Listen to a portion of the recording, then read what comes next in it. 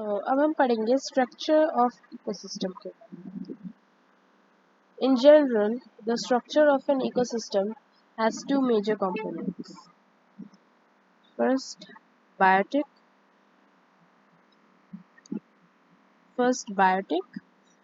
Uh, then abiotic. ये दो components होते हैं.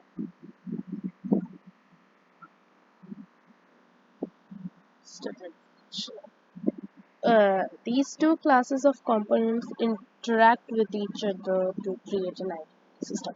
तो ये दो components जो है बायोटिक एंड एबायोटिक component एक दूसरे से interact करते हैं ताकि वो एक ideal ecosystem बना सके. तो सबसे पहले abiotic components of ecosystem. Abiotic components of an ecosystem consist of non-living substances and factors which make up the structural aspects of an ecosystem. So, abiotic components of ecosystems वो non-living substances है ecosystem के. First, a large number of minerals which are required by the organisms for their proper growth and are present in soil and atmosphere. Example: calcium, sodium, potassium, nitrogen, etc. The deficiency of any one of these minerals result in an abnormal growth and may lead to even death. Excess of these minerals is equally harmful. तो जैसे कि हमने कहा कि non living substances को हम abiotic components कहते हैं इकोसिस्टम. तो वो नॉन लिविंग सब्सटेंसेस है कैल्शियम, सोडियम, पोटेशियम, नाइट्रोजन जो कि आमतौर पर सॉइल में प्रेजेंट रहते हैं. इनकी डेफिशिएंसी जो है वो एबनॉर्मल ग्रोथ या इवन डेथ तक लीड कर सकती है और ज़्यादा मात्रा भी हार्मफुल हो सकती है. तो इक्वल मात्रा better. Next, climatic factors like rainfall, carbon dioxide, temperature, light, wind, humidity, pH, etc., where crops may grow more successfully. तो ये सारे abiotic components हैं जैसे climatic factors बहुत प्रभाव डालते हैं जैसे rain water, carbon dioxide, temperature, light. Next, biotic components. The living organisms like plant, animals, and microorganisms present in ecosystems are called biotic components. तो biotic components वो सारे components है जो कि living है जैसे plants, animals, microorganisms जो भी ecosystems में पाए जाते हैं. इस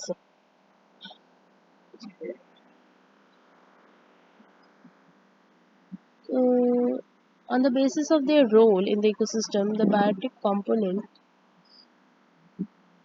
can be classified into three main groups. So, biotic components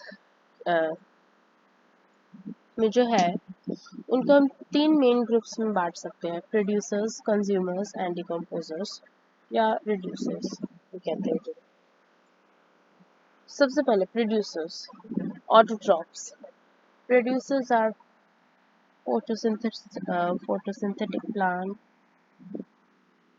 bacteria and algae. They convert solar energy to chemical energy by chlorophyll present in them. The chemical energy is used in building bonds of organic compounds. These plants are also called transducers because they convert solar energy. As the green plant manufacture their own food, they are known as autotrophs. All other organisms depend upon these plants for their supply of food and are known as heterotrophs. The process by which green plants make their own food using carbon dioxide and water in the presence of sunlight and chlorophyll is known as photosynthesis. The transformation is shown as 6CO2 plus 6H2O gives us C6H12O6 plus 6O2.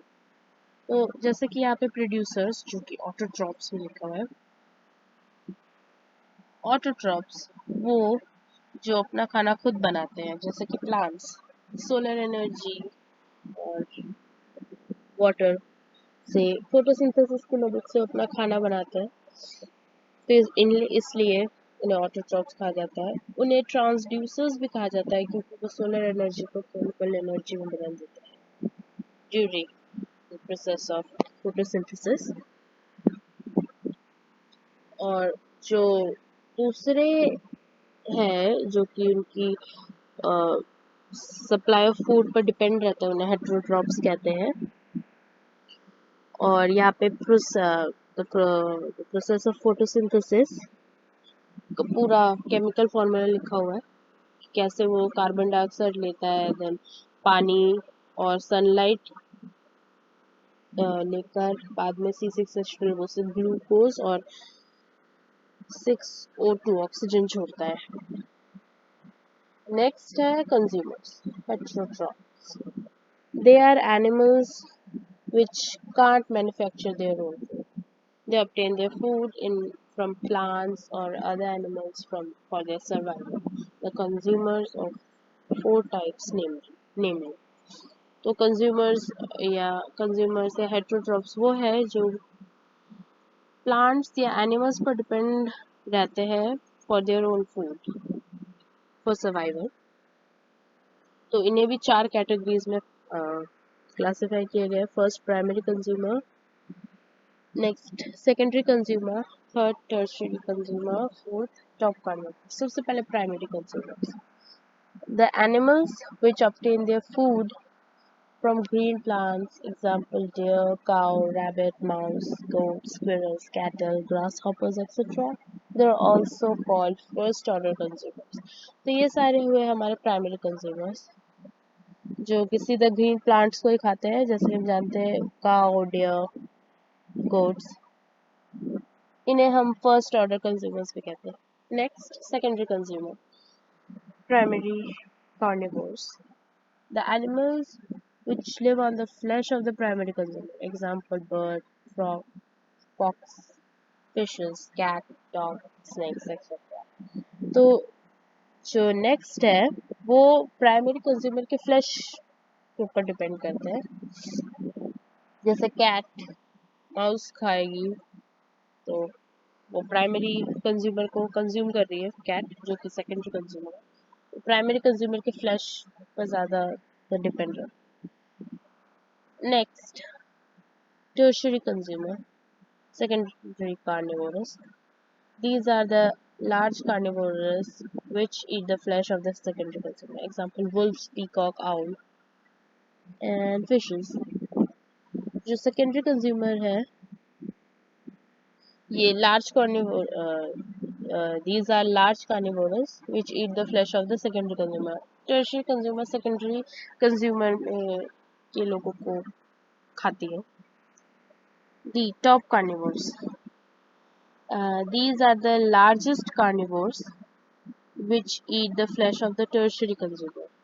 ये top carnivores जो है वो tertiary consumer की flesh खाती है and can be eaten up by any other animal. लेकिन top carnivores को के ऊपर कोई नहीं है, मतलब टॉप कार्निवोरस को और कोई नहीं खाता।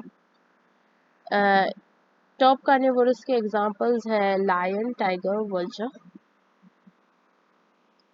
And last decomposers, reducers. Small animals like bacteria, fungi, insects, and worms act as decomposers. They break down the dead organic materials of producer and consumer into smaller particles and release the simple substance as the byproduct that are used by plants as nutrition. The byproduct produced are water, carbon dioxide, nitrogen, phosphate, sulfate, etc. They are also called reducers because they are able to degrade or remove the dead bodies of organisms. The decomposers are known as saprophytes. तो decomposers जो है उसके examples है worms, earthworms भी बहुत अच्छे decomposers होते हैं। वो इन्वायरमेंट से डेड बॉडीज ऑफ ऑर्गेनिजम्स को खाते हैं, एंड देन सब्सटेंसेस रिलीज करते हैं सॉइल में, जो कि बाद में खाद बनता है और बहुत ज़्यादा यूजफुल होता है, प्लांट्स के लिए खासकर ज़्यादा बेटर होता है। और ये रहा हमारा फूड चेन। जैसे कि आप देख सकते हैं, primary consumer grass hopper, secondary consumer frog, और सबसे पहले प्रोड्यूसर जो कि अपना खाना खुद बनाते हैं, फिर उसके बाद आता है प्राइमरी कंज्यूमर ग्रास हॉपर, उसके बाद secondary consumer frog, tertiary consumer snake, final consumer hawk, फिर आता है डिकम्पोजर्स, कि अगर बाद में हॉक के